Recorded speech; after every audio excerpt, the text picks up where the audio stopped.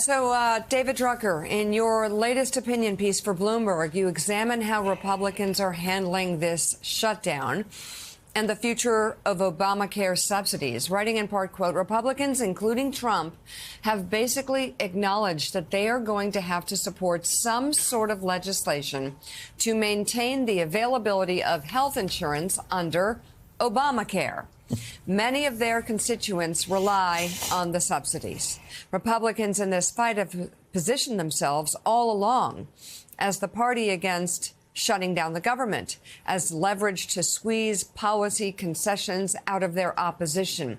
Historically, that's the role Democrats would assume during GOP-instigated government shutdowns. The primary reason Republicans are delaying cutting a deal over the Obamacare subsidies, they don't want to be seen as caving to the Democrats and rewarding the minority party on Capitol Hill for flexing its muscles. If that's the case, if Republicans can credibly claim to be the party of the social safety net, Democrats might need to re-examine how they plan to distinguish themselves. That's a lot of ifs, though, David.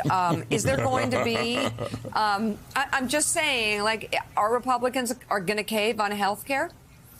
Well, everybody, they're going to cave on health care, but they're not going to do it in the context of a government shutdown, most likely. But we will see. But the point I was trying to get at, Nico, with my Bloomberg opinion column, was that, you know, our past debates would be about a Democratic Party that believed in the social safety net, wanted to expand and protect the social safety net, and a Republican Party that didn't necessarily want to eliminate it, but wanted to overhaul it, reform it, maybe make it a little bit less available, depending on how you looked at it, maybe have more rules that govern how you accessed it.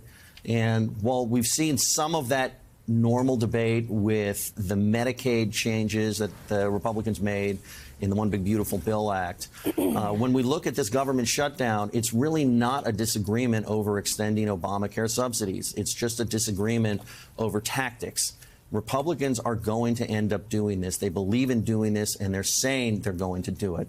They just don't want to reward Democrats for using their leverage and shutting down the government. And more broadly speaking, if we recall one of President Biden's State of the Union addresses a few years ago, when he had that back and forth with Republicans in the well of the House of Representatives, and they all agreed, we're for Medicare, we're for Social Security, and Republicans over the last 10 years have dropped any plans or any inclinations to overhaul Medicare and Social Security, the biggest drivers of our debt, because voters aren't interested. And most importantly, their voters aren't interested. Trump brought in so many former Democrats into the party who believe the government is the solution to many of their problems. And it's just a big change in how the Republican base looks at these issues and now how the party looks at these issues, which leaves us with essentially two parties that believe in government and rather large government. They just may, you know, disagree on the details of where to spend the money. So, Adrian, let's get your thoughts on this. We were reporting all week long, White House a little antsy about the health care part of this. They feel like, at least in this moment, the politics are breaking against them, but some Republicans think that could be salvaged. This has obviously been a winner for Democrats to this point. Where do you see it going? Look, I think Hakeem Jeffries is doing an incredible job on this, and we're finally able to put ourselves on offense, we as the Democratic Party, on this issue when we don't have a lot of control and power in Congress at this moment. Look, I think the stat, Lemire, is that the billionaire tax cuts are 100 times more expensive than what it would cost to extend the subsidies. So when you think of that statistic, that the Republicans are focusing on fighting for billionaires and not fighting to protect health care for millions of Americans, I mean, that pretty much states where we are at this moment right here. And of course, you remember when Obamacare was initially passed, it was not very popular, but now millions and millions of Americans rely on it. Open enrollment starts November 1st. That's where the real, I think the rub is going to happen, when people are really looking at their bills and realizing how challenging this is. So this is not a fight that Republicans want to have. This is also something that a lot of Republicans ran on, is overturning and repealing Obamacare.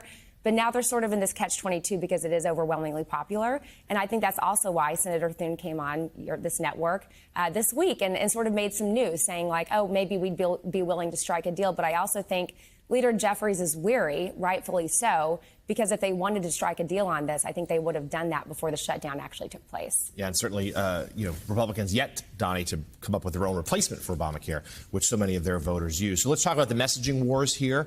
Who do you think's winning?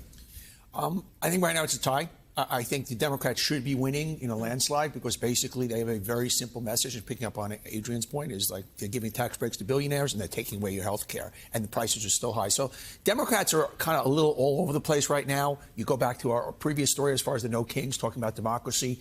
Obviously, critical message, but not, to David's earlier point, not necessarily a message that moves voters. Stay focused. They're taking away your health care. It's the health care stupid. To go back to Carville's thing, it's the economy stupid.